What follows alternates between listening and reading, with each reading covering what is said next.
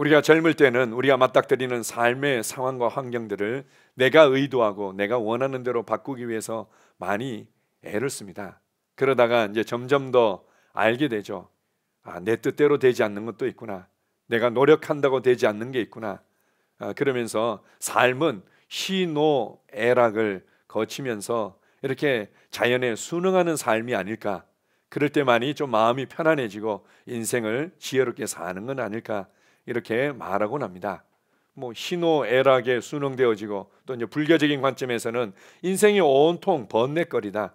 108가지의 이 번뇌들을 벗어나기 위해서 이 모든 이 생각들을 내려놓고 자유해야 된다. 문제 이런 해탈에 관한 뭐 여러 가지 얘기들을 우리가 듣지 않습니까? 그런데 그리스도인들에게 있어서 우리의 관계와 우리의 상황이라는 것은 우리를 성장시키고 우리를 성숙시키는 기회가 되곤 합니다. 왜냐하면 우리를 향한 하나님의 계획과 하나님의 목적이 있기 때문이죠. 인생은 단지 목적도 없고 우리를 향한 구체적인 계획도 없고 방향이 없다면 그냥 삶에 순응하면서 사는 것이 지혜롭고 편안한 삶일 수 있겠지만, 우리를 향한 하나님의 분명한 목적이 있고 계획이 있고 우리가 달려가야 될 표대가 있기 때문에 우리가 맞닥뜨리고 있는 모든 상황들은 우리를 전진시키고 우리를 성장시키고 우리를 더 성숙시키는 모든 기회들이 되는 것입니다. 구체적으로 어떤 기회들이 됩니까? 첫 번째는 하나님의 성품을 알 수 있고 특별히 하나님께서 내게 어떤 분이신지를 알 수 있는 기회가 됩니다. 물론 반대로 원수 마귀에게는 우리로 하여금 원망하고 불평하는 사람이 되게 하고 상처 입은 피해자가 되게 하고 그리고 낙심하고 좌절하는 인생이 되도록 할 수 있는 좋은 기회가 되겠죠. 관계 가운데 사실은 우리가 힘쓰고 애쓰고 노력해도 풀리지 않아 보이는 관계들이 있는 거죠. 때로는 우리가 그리스도인이 아니었다면 만나지 않았을 사람들, 내 기준과 내 스타일에는 전혀 함께 하고 싶지 않은 어떤 사람들이 있을 수도 있겠죠. 이제 그런 것들이 때로는 우리의 옆구리에 가시처럼 다가올 때도 있지만, 무엇보다도 이 모든 관계들, 또 재정적인 상황들, 그리고 우리가 삶의 현장에서 맞닥뜨리는 이 모든 것들이 하나님을 사실적으로 알아가고 사실적으로 경험할 수 있는 기회가 되는 것입니다. 또한 두 번째로 내가 누구인지를 다시 한번 점검해 볼 수 있는 기회가 되고, 나의 믿음과 나의 믿음의 반응이 어떻게 역사하는지를 알아가는 기회가 되는 것입니다. 그리스도인의 중요한 또 단어와 또 신앙의 모습은 믿음의 삶이라고 얘기하고 우리가 믿음으로 걷는다고 얘기하는데, 과연 나의 믿음과 나의 믿음이 실제적인 나의 삶 가운데 어떻게 역사하는지를 알아가는 기회가 되는 거죠. 세 번째로는 삶은 하나님과 나의 합작품이구나. 내가 뭔가 좀 더 간절히, 내가 뭔가 열심히 할 수 있는 방법들을 동원하고 경건의 모양들을 갖추면 일이 해결될 줄 알았는데 해결이 되지 않는 거죠. 어떻게 된 거죠? 하나님 왜 내게 이런 일들이 벌어졌나요? 하나님 왜 내게 이런 일들이 해결되도록 역사하지 않나요? 이렇게 부르짖고 주저앉아 있고 수동적이고 방어적인 모습으로 있다가, 아니구나, 인생이라는 것은 하나님께서 우리에게 선물로 주셨고 나와 함께 합작품을 만들어가는 과정이고, 그리고 나의 삶의 방향키는 결국 내가 쥐고 있는 거구나. 결국 내가 선택하고 내가 책임지고 하나님께서는 그것을 지혜롭게 도와주시고 보여주시는 분이구나. 이런 것들을 이제 점점 더 알아가는 삶인 거죠. 이런 부분들을 알게 되면 어떻게 됩니까? 이제는 내가 좀 더 지혜롭게 이전보다는 이렇게 나의 삶의 방향키를 가져가야 되겠구나. 이렇게 이제 전진하게 되겠죠. 오늘 이 본문 말씀에 보게 되면 이러한 부분에 관한 이스라엘 백성들이 하나님 앞에 어떻게 다루어지고 성장하고 전진하는지를 잘 보여주고 있습니다. 자, 우리 한번 읽어보겠습니다. 삶의 모든 상황들은 성장과 성숙을 위한 기회입니다. 이게 1, 2, 3번 같이 한번 읽어보겠습니다. 하나님과 하나님의 성품과 하나님께서 내게 어떤 분이신지를 알아가는 기회입니다. 내가 누구인지, 그리고 나의 믿음과 믿음의 반응이 어떻게 역사하는지를 알아가는 기회입니다. 삶은 하나님과 나의 합작품이며 나의 삶의 방향키는 내가 잡고 있다는 것을 배우는 기회입니다. 그래서 원수마귀가 내 삶을 도둑질하고 무너뜨리기 위해서 맞닥뜨리게 된 상황이든, 나의 미련하고 지혜롭지 못한 판단과 행동으로 말미암아 맞닥뜨리게 된 어떤 상황이든 상관없이 우리가 하나님을 알아가는 기회로 붙잡고, 내가 누구인지를 알고 내 믿음이 어떻게 역사하는지를 알아가는 기회로 붙잡고, 그리고 내 인생의 방향키는 내가 쥐고 있구나, 그래서 내가 어떻게 지혜롭게 내 인생을 하나님과 함께 만들어 갈 수 있는지를 배우는 기회로 붙잡는다면 당연히 여러분의 모든 상황들은 위로 가고 앞으로 가게 되어 있습니다. 여러분의 모든 상황들 가운데서 여러분은 더 지혜롭고 더 탁월하고 더 많은 열매와 영향력을 맺게 되어 있습니다. 아멘. 자, 로마서 12장 2절을 같이 한번 읽어보겠습니다. 너희는 이 세대를 본받지 말고 오직 마음을 새롭게 함으로 변화를 받아 하나님의 선하시고 기뻐하시고 온전하신 뜻이 무엇인지 분별하도록 하라. 하나님은 우리를 향한 선하신 뜻을 가지고 있고 기뻐하시는 뜻을 가지고 있고 완전한 뜻과 계획을 가지고 계십니다. 하나님은 우리에게 좋으신 분이고 그분은 이 모든 빛들의 아버지이시며 온갖 좋은 것들로 우리를 채워주기를 원하십니다. 예수님을 통해서 산상수훈에서 하나님이 어떤 분이시고 우리를 향해서 어떤 열정과 마음을 가지고 계신지를 밝히 드러내 주시죠. 너희가 악한 자라도 자식에게는 좋은 것을 주기 위해서 그렇게 희생하며 수고하지 않느냐. 그런데 하물며 하늘에 계신 너희 아버지일까 보냐. 그분은 우리를 향한 좋은 계획을, 기뻐하시는 계획을, 완전한 뜻과 계획을 가지고 계신 분입니다. 어떤 계획을 가지고 있습니까? 특별히 로마서 8장 29절 30절에서 잘 보여주고 있습니다. 하나님께서 우리를 아들로 상속자로 삼고 예수 그리스도를 닮도록 그 아들의 형상을 본받도록 하기 위해서 미리 정하셨고 우리를 부르셨고 우리를 의롭게 하셨고 우리를 영광스럽게 하셨다, 이렇게 말씀하십니다. 하나님은 우리가 하나님의 아들이자 상속자로 나타나기를, 왕과 제사장으로 살아가기를, 대사와 권세 있고 다스리는 자로 살아가기를 주님은 기뻐하셨고 그것을 위한 우리의 삶의 구체적인 과정들과 계획들을 가지고 계십니다. 자, 에베소서 2장 8절을 같이 읽습니다. 너희는 그 은혜로 인하여 믿음으로 말미암아 구원을 받았으니 이것은 너희에게서 난 것이 아니요 하나님의 선물이라. 이것을 위해서 우리를 구원하시고 구원하셔서 우리를 하나님의 놀라운 영광스러운 아들이 되게 하신 하나님의 구원을 위한 계획들이 있는 거죠. 나를 향한 구체적인 뜻이 있습니다. 그런데 이것을 내 노력과 내 열심과 나의 어떤 계산을 통해서 결코 이룰 수 없다는 것을 잘 아셨기 때문에 예수 그리스도를 통해서 온전히 이루시고 그것을 우리에게 선물로 주셨죠. 그래서 구원을 성취하시고 주신 은혜가 있고 그것으로 끝나는 것이 아니라 바로 은혜를 아멘으로 받는 믿음을, 은혜를 감사함으로 받는 우리의 믿음이 있는 것입니다.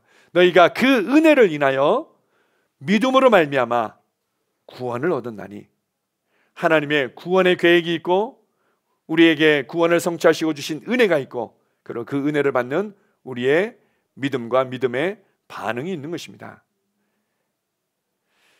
이것이 바로 믿음의 반응을 통해서 일하시는 하나님의 일하심이죠.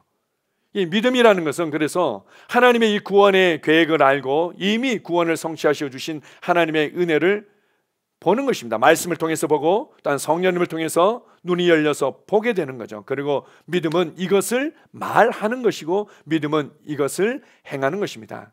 우리가 이제 믿음이라는 단어들을 많이 듣는데 믿음을 그냥 쉽게 표현하면 믿음은 바로 이러한 하나님의 계획과 구원의 은혜를 보는 것이고 이미 이루시고 우리에게 주신 이 계획과 은혜들을 보는 것이고 그리고 그것을 담대히 말해내는 것이고 믿음은 그것을 반응하며 행하는 것입니다. 오늘 이제 본문 내용에 보게 되면 이러한 믿음과 믿음의 반응을 통해서 이스라엘 백성들이 하나님과 어떻게 협력했고 어떻게 그들의 삶을 돌파하며 전진했는지 잘 보여주고 있습니다. 이 배경이 되고 있는 것은 우리가 잘 알고 있습니다. 이스라엘 백성들이 이집트에서 이제 탈출해서 가나안 땅을 향해서, 젖과 꿀이 흐르는 약속의 땅을 향해서 걸어가는 여정을 보여주고 있습니다.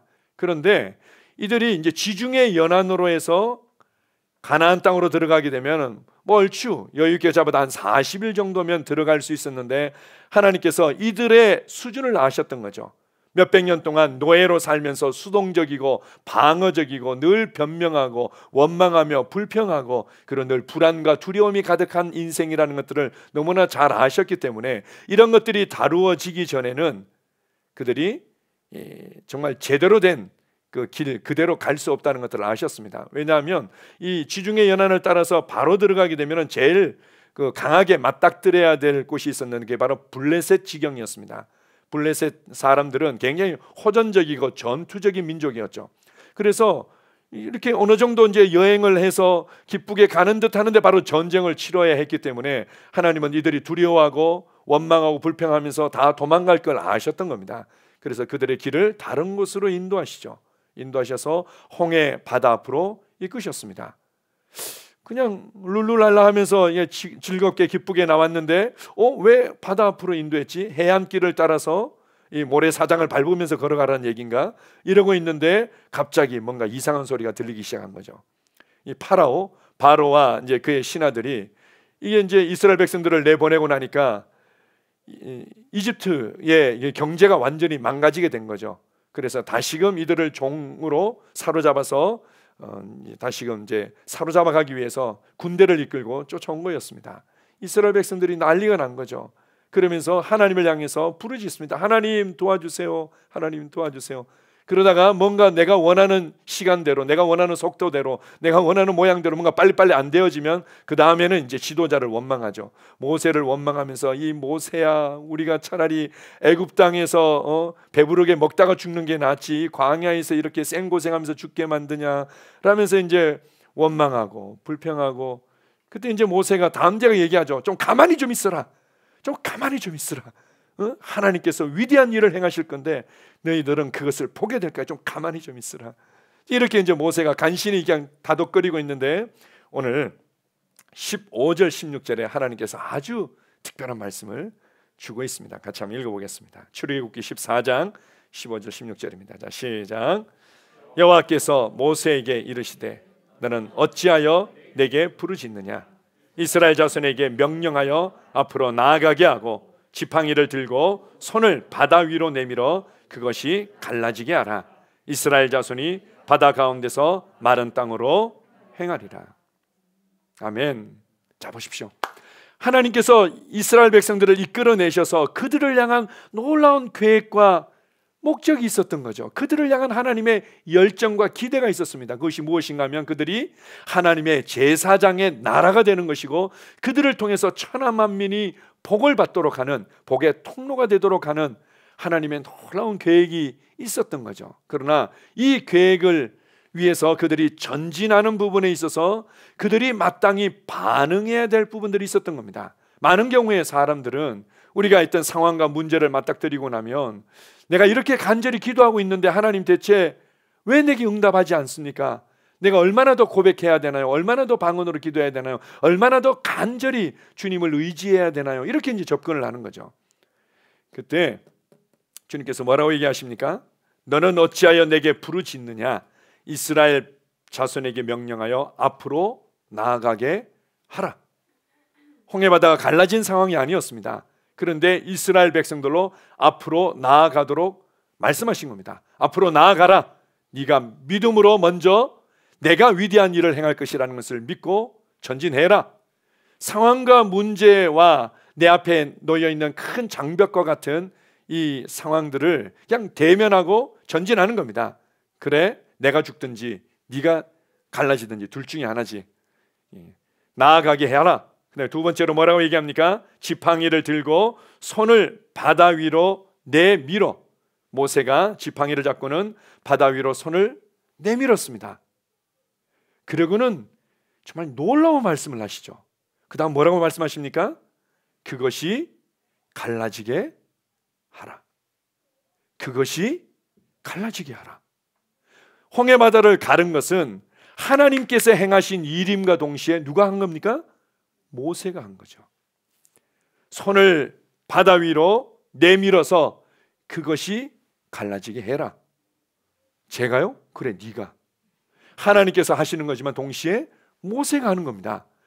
우리의 상황 가운데 필요한 돌파와 전진과 변화들은 하나님의 능력과 지혜가 역사하는 거지만 동시에 누가 하는 겁니까?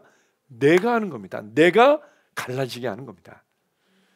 그리고는 이스라엘 자손이 바다 가운데서 마른 땅으로 행하게 될 것이다. 모세가요, 지팡이를 잡고는 바다 위로 손을 탁 내밀었더니 그 즉시로 확 갈라진 것이 아니라 이스라엘 백성들은 주춤거리면서 뭐지? 왜 자꾸 앞으로 밀어내지? 또 밀지 마, 나 죽어, 뭐 이러면서 앞으로 가고 있고, 모세는 손을 바다 위로 뻗는 순간부터 강한 동풍이 불기 시작했습니다. 어떤 방향으로 어떻게 불었는지 모르지만 이 바람이 어디서 오지? 계속 바람이 밀어내는 거죠. 성경에는 밤새도록 바람이 불어서 이 바다가 육지가 될 만큼 마른 땅이 되고, 그리고 좌우에 큰 벽처럼 바닷물이 쌓였다고 말씀하십니다. 그런 그것을 건너가게 되죠. 모세가 밤새도록 손들고 있었는지는 모르겠습니다. 벌 받고 있었는지는 모르겠는데 아마 중간에 내렸을 수도 있겠죠. 그러고 나서 그 다음 또 장면에서는 이제 네가 손을 내밀어서 바닷물이 다시금 흐르게 하라, 이렇게 말합니다. 하나님께서 다 알아서 하실 수 있지 않았을까요? 하나님께서 그냥 알아서 길을 내시고 하나님께서 알아서 다시금 바닷물이 흐르게 하실 수도 있었을 텐데, 그것은 하나님의 능력임과 동시에 우리의 믿음의 반응으로 말미암아 풀어지는 역사라는 것을 보여주고 있습니다. 모세가 다시금 손을 내밀 때야만 바닷물이 흐르게 되었던 거죠. 시편에서는 이러한 영적인 원리들을 이렇게 말씀하십니다. 하늘은 여호와의 하늘이라도 땅은 사람에게 주셨도다. 이 땅을 다스리고 이 땅을 주도하고 이 땅을 변화시킬 수 있는 책임들을 사람에게 주신 거죠. 그 권세를 사람에게 주신 겁니다. 그래서 이 땅에서의 우리의 믿음과 믿음의 반응이 없다면 하나님께서도 제한을 받고 하나님께서도 마음껏 그분의 뜻을 이루실 수 없는 겁니다. 계속해서 봅시다. 우리 출애굽기 15장 25절 같이 읽습니다. 모세가 여호와께 부르짖었더니 여호와께서 그에게 한 나무를 가르치시니 그가 물에 던지니 물이 달게 되었더라. 아멘. 자, 이제는 이스라엘 백성들이 난리가 났습니다. 이런 위대한 기적 중에 이 기적을, 바다가 갈라지는 기적, 그것을 마른 땅처럼 건너는 기적, 만화 영화에 보게 되면요 얼마나 실감나게 해놨는지요. 이 좌우에 큰 바닷물이 벽처럼 쌓이지 않았습니까? 이 수족관처럼 거기에 막 고래가 지나다니고 막 상어가 지나다니고 이런 것들이 이제 만화 영화에는 딱 비춰지는 아주 잘 이렇게 묘사된 장면들이 있는데, 그런 곳을 이렇게 건넜으니 얼마나 흥분하고 감사합니까? 춤추고 찬양하면서 기뻐하면서 이제는 이제 불기둥과 구름 기둥의 인도를 따라서 열심히 행군하는 거죠. 빨리 가자. 적과 꿀이 흐르는 땅을 향해서 가자 하는데 3일 동안 마실 물을 발견할 수가 없었습니다. 어떻게든 이제 소젖이나 양젖을 짜서 그것을 목을 축이기도 하고 어떤 여러 가지 방법들을 동원했겠죠. 근데 더 이상 이제는 죽을 것 같은 갈증이 몰려온 겁니다. 어떻게 하면 좋냐고 하는데 드디어 우물을 발견했는데 마시는 순간 막 복통을 일으키면서 문제가 일어난 거죠. 이게 너무 씁니다. 그래서 그 우물을 마라라고 얘기합니다. 이게 쓰다 이런 뜻이죠. 그래서 먹지 마라. 그래서 먹지 말아야 될 음식 중에 하나가 마라탕. 먹지 마라. 너무 매워가지고는 제가 아주 그냥 고통을 많이 경험한 적이 있었는데요. 어쨌든 이제 마라라는 이제 이름을 붙여줍니다.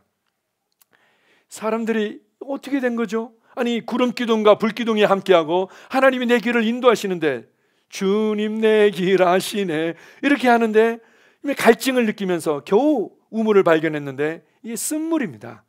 그래서 하나님께 기도하죠. 하나님 어떻게 하면 좋습니까? 걱정하지 마, 내가 다 알아서 해줄게 하지 않았습니다. 하나님께서 모세에게 한 나뭇가지를 보여주시는 거죠. 모세에게 나뭇가지를 보여주실 때 그 다음 이제 모세가 믿음으로 반응해야 될 차례였습니다. 그 나뭇가지를 딱 꺾어서 믿음으로 우물물에 던지죠. 그랬더니 물이 단물로 변화된 것입니다. 이제 이러한 그 나뭇가지를 꺾어서 이런 우물 가운데 던진 이 사건을 예수 그리스도의 십자가에 대한 영적인 해석으로 우리가 이해할 때가 많이 있습니다. 그런 거죠. 때때로는 우리 관계가 우리의 삶에 있어서 나의 갈증을 해결해 줄 줄 알았는데, 이 남편과 이 아내가 내 인생에 참된 갈증을 해결해 줄 줄 알았는데 지내고 보니까 내게는 이 마라의 쓴물과 같은 거죠. 내게 사람들과 동업하면서 어떤 사업을 시작했는데 이것이 내 삶의 오아시스가 될 줄 알았는데 이것이 마라의 쓴물 같은 내게 고통을 주고 더 인생의 갈증을 느끼게 하는 상황이 될 수도 있는 겁니다. 그때 하나님께서 어떻게 일하십니까? 하나님 도와주세요, 도와주세요 하면은 모든 것을 해결해 주시는 것이 아니라 나뭇가지를 보여주시는 거죠. 십자가의 은혜와 십자가의 능력을 우리 가운데 가르쳐 주시고 그것을 내 삶의 현장에 구체적으로 적용하도록 도와주시는 겁니다. 아, 그렇지. 주님께서 나를 위해서 이런 값을 지불하시고 나를 이렇게 구원하셔서 나를 여기까지 인도하셨지라는 십자가의 은혜와 그리고 십자가를 통해서 이루신 그 신성한 교환의 비밀들을 알게 되는 거죠. 우리의 연약함을 가져가시고 그분의 강함을 주시고, 우리의 미련함을 가져가시고 그분의 지혜를 주시고, 우리의 불의함을 가져가시고 그분의 의를 주시고, 우리의 슬픔을 가져가시고 그분의 기쁨을 주시고, 우리의 불안과 두려움을 가져가시고 그분의 평강을 주신 이 십자가의 놀라운 그 능력과 비밀들을 알게 되고, 그렇다면 내가 슬프기를 거절합니다. 그렇다면 내가 원망하고 판단하기를 거절합니다. 라면서 나의 삶의 현장에 이 십자가의 은혜를 적용하는 것을 훈련하고 믿음을 발휘하는 순간, 내게 그렇게 고통을 주었던 옆구리의 가시 같은 관계가 더 이상 내게 찌르는 관계가 아니라 감사하고 또 서로 돕는 관계로 변하는 거죠. 내 가정과 나의 사업과 나의 직장의 현장들이 그렇게 옆구리의 가시처럼 내게 다가왔던 그 상황들이 이제는 단물로 바뀌어질 수 있는 겁니다. 어쨌든 우리가 뭔가 내가 하나님 앞에 열심히 했기 때문에 되어지는 것이 아니라 구체적으로 성령님께서 보여주시는 그 상황을, 그 가르침을 아멘으로 취해서 믿음으로 반응할 때 그곳에 놀라운 변화가 있고 돌파가 있는 것입니다. 이스라엘 백성들이 그랬던 여정의 모든 여정들이 다 동일합니다. 그냥 한순간도 뭔가 일사천리로 쉽게 그냥 하나님께 기도했더니 하늘에 뚝딱 이루어진 것들이 아니라 계속 그 과정들을, 이 믿음의 반응과 여정들을 걸어간 것을 보여줍니다. 세 번째로 연이어서 나오는 사건들이 있는데요, 그것은 출애굽기 17장 5절 6절을 같이 읽습니다. 자, 시작. 여호와께서 모세에게 이르시되 백성 앞을 지나서 이스라엘 장로들을 데리고 나일강을 치던 내 지팡이를 손에 잡고 가라. 내가 호렙산에 있는 그 반석이 거기서 내 앞에 서리니 너는 그 반석을 치라. 그곳에서 물이 나오리니 백성이 마시리라. 일명 르비딤이라고도 하고 이후에는 이제 무리바라고도 하는 이제 지역에서의 사건을 다루고 있습니다. 이스라엘 백성들이 그냥 여정을 하다가 또 갈증을 느끼며 마실 수 있는 물을 구할 수가 없는 상황이 된 거죠. 제일 먼저 그들이 반응했던 것은 여전히 원망하고 불평하고, 하나님을 향해서 원망하고 불평하다가 또 모세와 아론을 향해서 원망하고 불평하고, 그들이 오랫동안 몸에 익숙하게 굳어져 있었던 그 종으로서의 삶의 방식들이 계속 나오고 하나님은 그것을 벗겨내기를 원하셨던 거죠. 이 사건을 보게 되면 백성들이 그냥 너무 고통스럽고 갈증을 느끼니까 살기가 등등해서 막 원망을 하는 겁니다. 아주 우리 그 사극적인 표현을 하면 민심이 흉흉해진 거죠. 그 상황에서 하나님께서 이렇게 말씀하십니다. 내가 알아서 해줄 테니까 걱정하지 마, 이렇게 하신 것이 아니라 백성 앞을 지나가라, 이렇게 말합니다. 그렇게 언제 일촉즉발로 누가 스파크만 튀겨주기만 하면은 돌을 집어서 모세와 아론을 치고자 하는 그런 상황인데, 그냥 상황을 대면하고 직시하고는 그 백성 앞을 지나가게 합니다.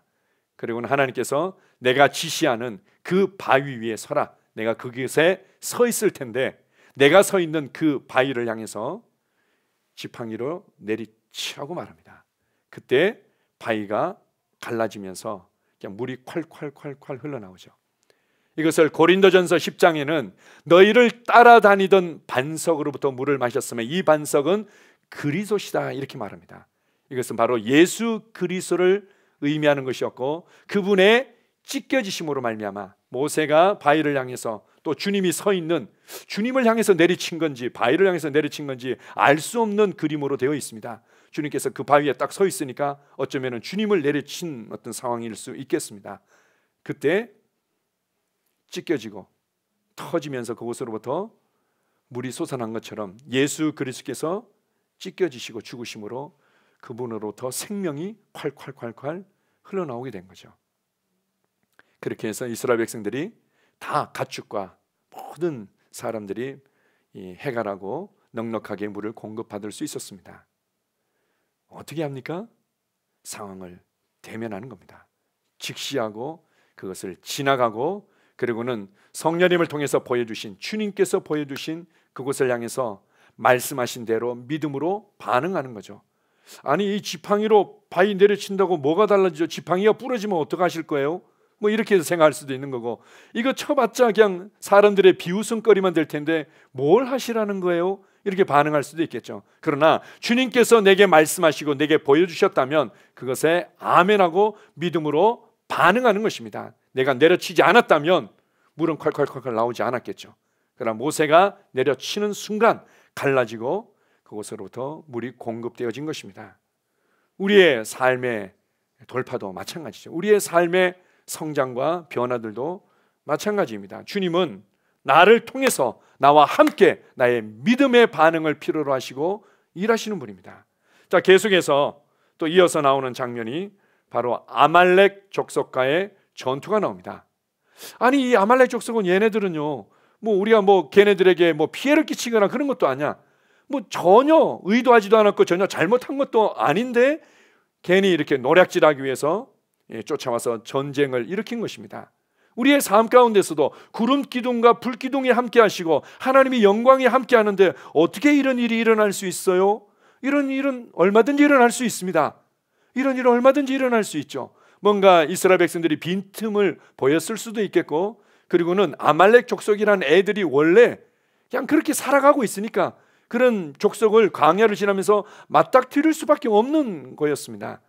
근데 얘네들은 그 광야에서 잔뼈가 굵고 그렇게 노략질하면서 살아갔던 족속이라서 아주 그냥 특수부대와 같은 전투력을 가지고 있었죠. 그에 대해서 하나님 도와주세요, 그냥 하늘에서 벼락이 쳐가지고는 아말렉 족속을 다 없애버린 게 아니었습니다. 자, 읽어봅시다. 9절에서 10절입니다. 모세가 여호수아에게 이르되 우리를 위하여 사람들을 택하여 나가서 아말렉과 싸우라. 내일 내가 하나님의 지팡이를 손에 잡고 산 꼭대기에 서리라. 여호수아가 모세의 말대로 행하여 아말렉과 싸우고 모세와 아론과 훌은 산 꼭대기에 올라가서, 부르짖고 기도만 하고 있는 것이 아니라 이제는 현장으로 나아가라. 하나님께서 함께 하심을 믿고 현장으로 나아가라. 아말렉과 대면해서 싸워라. 그리고 우리는 산 꼭대기에 올라가서 손을 들고 기도할 것이다. 그들이 해야 될 마땅한 믿음의 반응이 필요했고 그 가운데 하나님께서 역사하셨던 것입니다. 자, 보십시오. 그래서 우리가 이제 많은 경우에 우리의 삶의 그 영적인 원리와 하나님의 일하시는 그 영적인 원리에 대해서 오해할 때가 너무 많은 거죠. 하나님은 전지전능하시기 때문에 모든 것을 알고 주관하시기 때문에 우리의 삶 가운데서 내가 기도하기만 하면, 내가 뭔가 해야 될 몇몇 가지 종교적인 열심의 모습을 보이기만 하면, 간절하기만 하면 하나님이 행하실 거라고 우리가 오해하는 부분들이 있습니다. 그렇지 않습니다. 우리의 신앙은 결코 수동적이지 않습니다. 주님께서 우리를 그런 수준으로 구원하시고 그렇게 하나님의 자녀로 삼지 않으셨습니다. 우리를 자유인으로, 하나님의 아들의 권세를 가진 자로, 예수 그리스도와 같은 지혜롭고 탁월하고 능력 있는 자로 우리를 구원하시고 세우신 것입니다.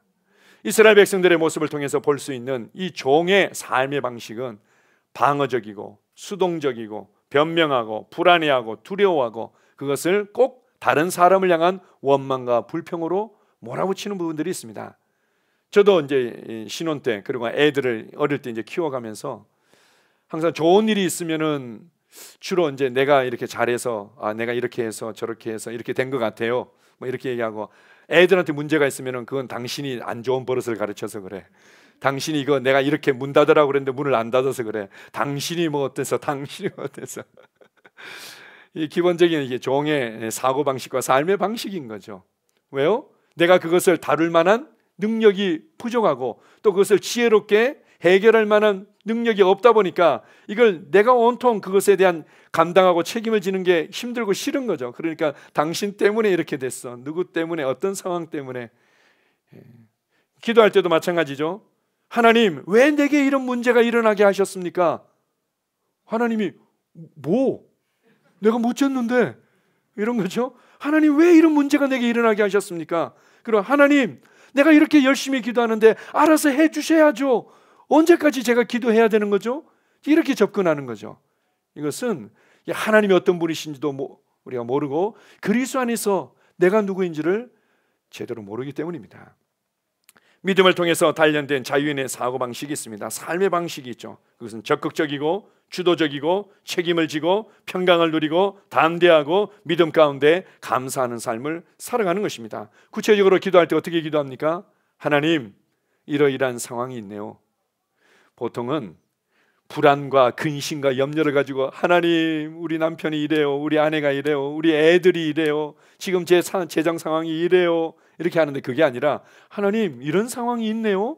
하나님께 그냥 펼쳐서 말씀드리는 겁니다. 이런 상황이 있네요. 그 다음에는 어떻게 합니까? 하나님, 내가 무엇을 해야 되는지 알려주세요.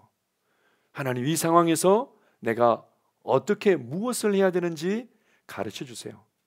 그리고 하나님, 내가 이 하나님께서 함께 하심과 하나님이 내 안에서 일하심을 믿고 이렇게 믿음의 발을 내딛습니다. 이 가운데 이렇게 역사해 주세요. 이렇게 기도하는 거죠. 이제 우리 최근에 그 치유와 건강의 양식에 대한 말씀들을 우리가 이제 매일 이렇게 올려서 함께 나누고 있는데요. 아마 내일인가의 치유의 양식인가 그에 이제 그런 간증이 나오고 있습니다. 딸과 1950년대였는데요. 딸과 엄마가 소아마비 걸렸습니다. 그 당시에는 이런 이제 백신들이 없다 보니까 그것으로 말미암아 고통을 겪다가 케네세기 목사님의 집회에 참석하고 딸이 치유를 받은 겁니다. 그 딸이 치유받은 것이 너무 감사한데 자기는 잘 모르겠는 거죠. 자기는 어떻게 또 반응해야 되는지 모르겠고, 그래서 저는 안 돼요, 못 하겠어요, 어떻게 하라는 얘기예요, 이렇게 하다가 결국은 저는 됐어요, 이제 이렇게 돼버린 거죠. 그렇게 했는데 책에 이제 나온 그 기록대로 하면 이렇게 얘기하더라고요. 16년이 지난 후에 그 엄마가 자기한테 연락이 왔다는 겁니다. 16년이 지나고 나서 자기가 이제는 휠체어로부터 일어서게 되었고, 이제는 자기 손으로 자기 가족을 위해서, 남편을 위해서 음식을 장만해서 이렇게 섬기고 있다고. 그게 너무 행복하고 너무 감사하다고 연락이 온 겁니다. 그게 어떻게 되어졌냐면, 자기가 이제 휠체어에 앉아서 생활을 제대로 할 수 없다 보니까 가정부 아주머니를 이제 이렇게 모시게 됐는데, 그분이 이 믿음의 말씀을, 케네세기 목사님의 이 치유의 복음을 사랑하고 또 사람들에게 잘 소개했던 분이었어요. 당시에 이제 카세트 테이프로 되어 있었는데, 이분은 이제 그 소아마비다 보니까 휠체어만 타는 수준이 아니라 이 몸을 잘 가누지 못하셨던 건, 자기 스스로 이 카세트 테이프를 누를 수가 없는 상황이었던 겁니다. 그래서 그분이 카세트 테이프를 눌러주는데 이게 계속 리플레이 되도록 만들어 놓으니까 이게 원하든 원치 않든 계속 하루 종일 들어야 되는 거죠. 이 가정부 아주머니가 이제 퇴근할 때까지는 계속 들어야 되는 거죠. 아마 어쩌면 같이 살았을지도 모르겠습니다. 뭐 자세히 나오지는 않는데, 그래 자기가 일주일을 듣고 한 달을 듣고 반년을 듣고 1년을 듣고 계속 듣다 보니까 이제는 하나님의 뜻과 계획에 대해서 무엇인지 밝히 알게 되고, 그리고 예수 그리스도를 통해서 이루신 그 구원과 구원의 은혜가 무엇인지를 밝히 알게 되고, 이 치유의 복음과 그 능력을 확신하게 된 겁니다. 이제는 의심할래야 의심할 수가 없고, 당연히 그에 대해서 동일하게 생각하고 동일하게 말하고 동일하게 반응할 수 있게끔 세워져 버린 거죠. 그래서 믿음이라는 것은 하나님의 말씀에 대한 내 영의 반응이다, 이렇게 얘기하고, 또 하나님의 말씀에 완전히 설득되어진 상태라고 이렇게 표현하지 않습니까? 그래서 이분이 말씀을 따라 반응하면서 휠체어에서 일어난 겁니다. 너무 감사하다고 그렇게 고백하고 있습니다. 하나님께서 이 여인을 치유하기를 싫어하셨을까요? 이 여인이 회개를 좀 적당히 하고 덜해서 하나님이 16년 이상을 계속 지켜보셨을까요? 너무 교만해가지고는 16년 동안 이 교만이 무너지지 않기 때문에 이 교만이 무너지고 겸손할 때까지 16년을 지켜보는 것이 하나님의 기쁨이었을까요? 아니죠. 믿음과 믿음의 반응이 하나님께는 필요했던 겁니다.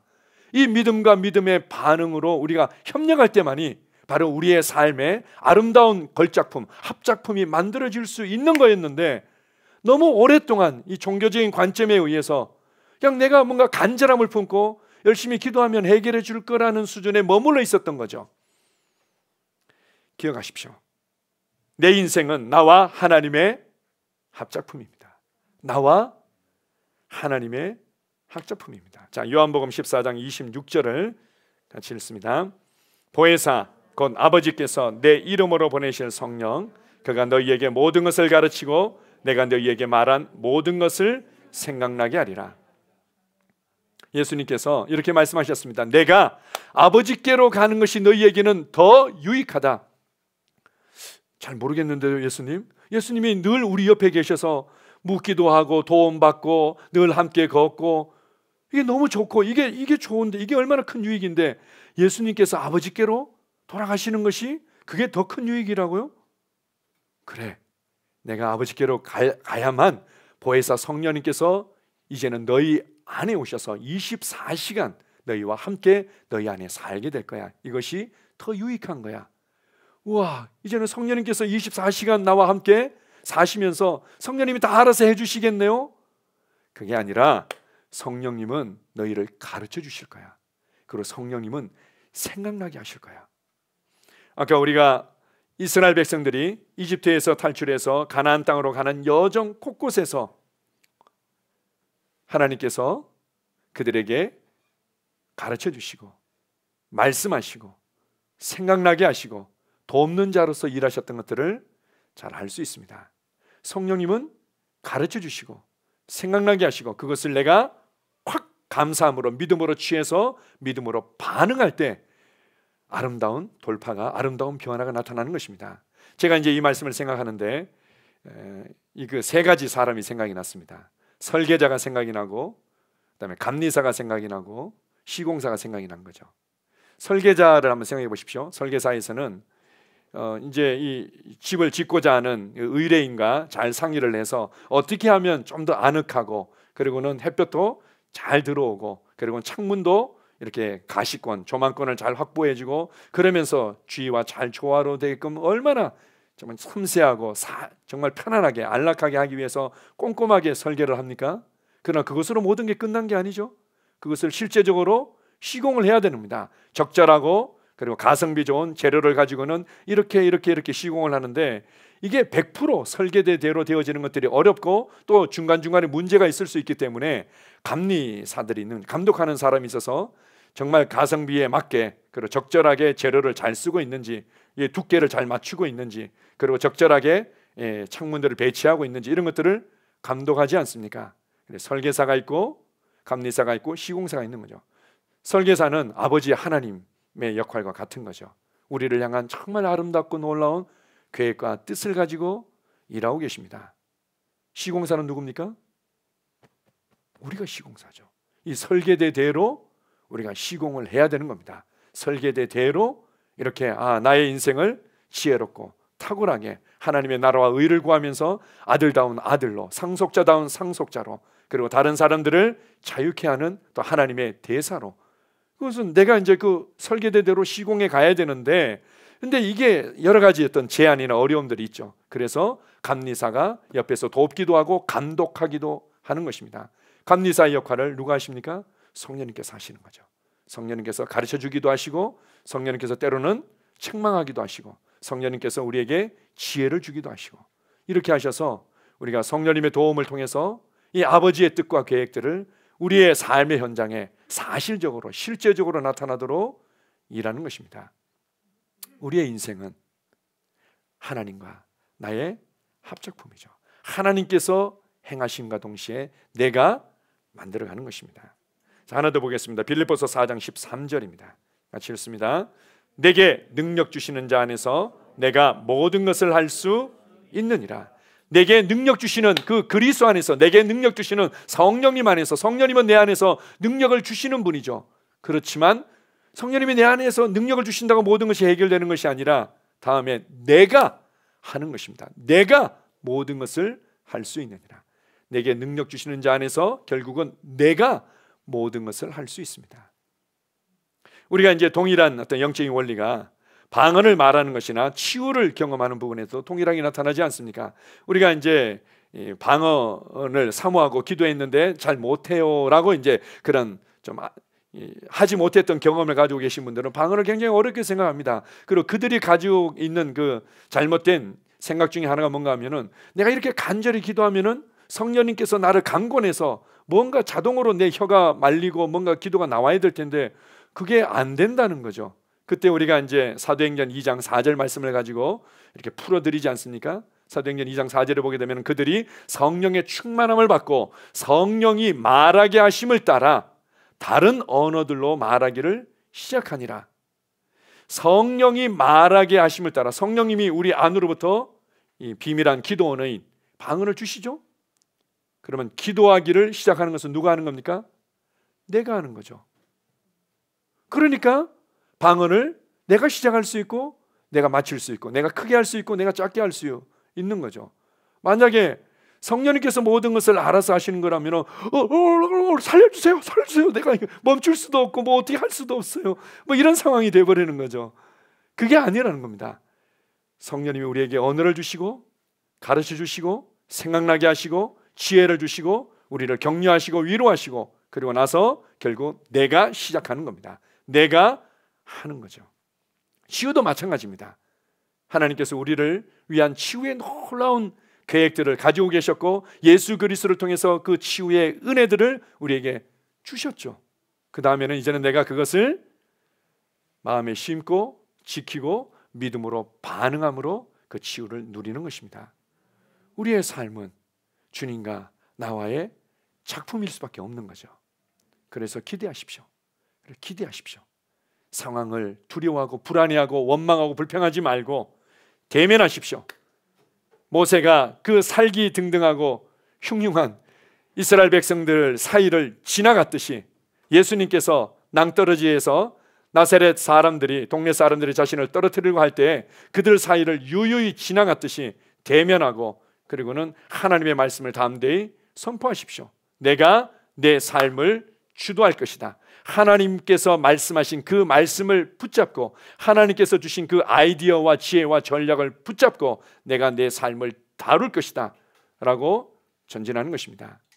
그래서 우리가 원수 마귀와 어둠의 상황과 대면에서 이기는 아주 유일한 공격 무기가 있는데 그것을 검이라고 얘기하지 않습니까? 성령의 검, 곧 하나님의 말씀을 가지라 이렇게 말합니다.